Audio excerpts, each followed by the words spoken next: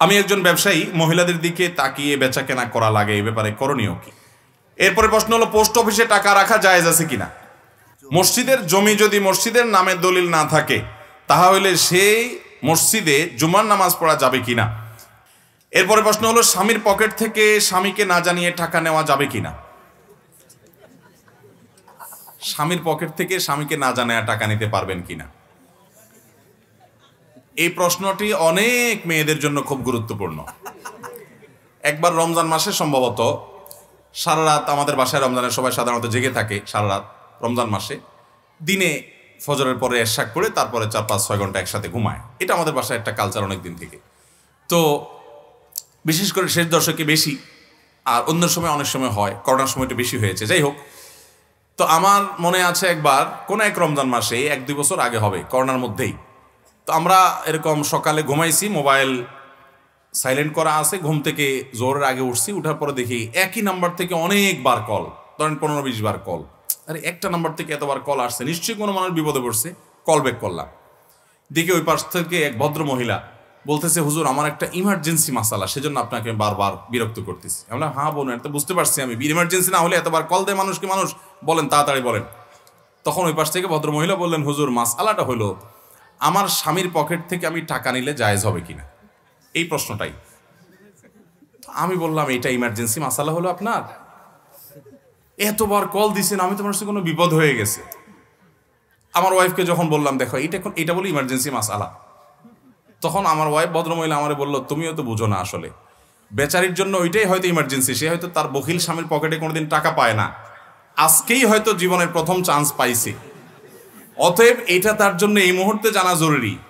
তুমি তোমার জায়গা থেকে সবকিছু হিসাব করলে তো হবে না, ওই বেচারের জন্য ওইটা ইমার্জেন্সি ছিল হয়তো বা। আমি বললাম, ঠিক তো, আমি তো এইভাবে চিন্তা করিনি, হতে পারে। তো যাই হোক, এই প্রশ্নের উত্তর হলো, মেয়েরা স্বামীর পকেট থেকে টাকা নিতে পারবে, এটা জায়েজ হবে তখন যদি স্বামী স্ত্রীর মধ্যকার এই বোঝাপড়া থাকে যে স্বামী জানে তার স্ত্রী দায়িত্বশীল, তার সংসারের প্রয়োজনে খরচ করে, বা তিনি যেখানে খরচ করেন সেই খরচের ব্যাপারে স্বামীর আপত্তি থাকে না। এরকম অনেক স্বামী স্ত্রীর মধ্যে বোঝাপড়া আছে না নাই? অনেকে আছেন যে হ্যাঁ, তার মানিব্যাগ থেকে তার স্ত্রী নিয়ে ভিখারিকে দিচ্ছেন, বাসার কোনো বাজার সদাই অনলাইনে অর্ডার করেছেন, সেটা টাকা দিচ্ছেন। স্বামীর কাছ থেকে প্রত্যেকটার জন্য আলাদা আলাদা অনুমতি নেওয়ার দরকার নাই, স্বামীর মৌন সম্মতি আছে না না? এরকম অনেক ফ্যামিলি। এরকম যদি হয় তাহলে তো আপনি নিতে পারেন, কোনো অসুবিধা নেই। আর যদি ব্যাপারটা এরকম হয় যে আপনি স্বামী ঘুমানোর পর ওই হুজুরের কাছ থেকে মাসালা জিজ্ঞাসা করে তারপর চুপে চুপে আস্তে করে মানিব্যাগটা বের করে আপনি সেখান থেকে টাকা পরে সরায় আবার জায়গা মতো রেখে দিচ্ছেন, ভদ্রলোক যাতে টেন না পায়, প্রক্রিয়া যদি এটা হয় তাহলে সেটা না জায়েজ। কারণ সেটা হবে কি তখন? চুরি। তখন সেটা হবে কি? চুরি। কোনো কোনো ক্ষেত্রে ডাকাতিও হয় আজকাল, কোনো কোনো ফ্যামিলিতে কি হয়, ডাকাতি মানে কি সরাসরি ওঠ, টাকা না দিলে খবর আছে। যাই হোক, স্বামী স্ত্রীর মধ্যকার যে খুনসুটি তাদের মধ্যকার যে আপনার কি বলে এটাকে, যে তাদের মধ্যকার যে ভালোবাসার একটা সম্পর্ক আছে, সেই সম্পর্কের কারণে একে অন্যের প্রতি যে আবদারের সম্পর্ক আছে, সে আবদারের সম্পর্কের কারণে আপনার নিল, স্বামী কিছু মনে করে না, হাসাহাসির মধ্যে নিল, এটাতে কোনো অসুবিধা। কিন্তু ওই যে চুরি করে করে সরাচ্ছেন, সেটা কিনা জায়েজ? হ্যাঁ, এই চুরি জায়েজ আছে একটা জায়গায়। সেটা কখন? আপনার স্বামী, আপনি অসুখে মরে যান তবুও আপনাকে ডাক্তারের কাছে নেয় না, আপনার বাসায় বাজার নাই তবুও দেয় না। অনেক বিশেষ করে এক স্বামী আরেক বইয়া করলে অনেক সময় দেখা যায় অনেক জালেম, এই বউর খোঁজ খবর আর নেয় না, একেবারে নিত্য প্রয়োজনীয় তার যে প্রাপ্য সেটাও দেয় না, বাপের বাড়ির থেকে এনে বেচারি সংসার চালান লাগে, চাল ডাল কিনা লাগে। এরকম যদি হয় তখন এই স্বামীকে যদি আপনি বাগে পান, তো আপনার যতটুকু না হলে নয়, যেটা আপনার প্রাপ্য অধিকার, ভরণ পোষণ, খাবার দাবার, চাল ডাল কেনার, এইরকম টাকা তার কাছ থেকে আপনি সরায় নিতে পারেন, এটা জায়েজ হবে। কথা কি ক্লিয়ার? তাহলে স্বামী তার স্ত্রীর পকেট থেকে চোখ বন্ধ করে কেবল টাকা নিবেন, এটা কিন্তু জায়েজ নাই। বিশেষ করে স্বামী যদি আপত্তি করে যে হ্যাঁ আমাকে বলে নিবা, বা আমাকে না বলে নিবা না, বা স্বামী শুনলে নাখোশ হয়, নারাজ হয়, তাহলে সেক্ষেত্রে তাকে না বলে নেওয়া যাবে। মসজিদের জমি যদি মসজিদের নামে দলিল না থাকে তাহলে সেই মসজিদে জুমার নামাজ পড়া যাবে কিনা, জমিওয়ালা কেউ যদি রাগের ছলে বলে এখানে কি জন্য আসিস, তাহলে ওই মসজিদে ওইটা কতটুকু প্রযোজ্য? প্রথম কথা হলো যে, আপনি বসেন, বারবার উঠাউঠি করেন না। প্রথম কথা হলো যে মসজিদে নামাজ বিশুদ্ধ হওয়ার জন্য ওই জমির মালিক তিনি সন্তুষ্ট চিত্তে মসজিদে দান করলেন, এটাই যথেষ্ট। কেউ মসজিদের জায়গা দান করেছেন, মুখে দান করেছেন যে এটা আমি মসজিদের জন্য দিলাম, এটার ভিত্তিতে সেখানে নামাজ পড়লে নামাজ হয়ে যাবে। লিখিতভাবে অক্ষ করা হয় নাই, তারপরও সেখানে নামাজ হয়ে যাবে, যদিও লিখিতভাবে অক্ষ করাটাই উচিত এবং কর্তব্য, সেটা না করলেও নামাজ সেখানে পড়লে আদায় হয়ে যাবে। এখন কথা হলো, অনেক ছোট লোক মসজিদের জমিদাতা আছে, নিজেকে মোতাওয়াল্লি দাবি করে, চুলের থেকে চুন থেকে নুন খসলে সে অনেক মুসল্লিকে খোঁটা দেয় যে আমার মসজিদে কেন আসে, এটা আমার মসজিদ, আমি করেছি।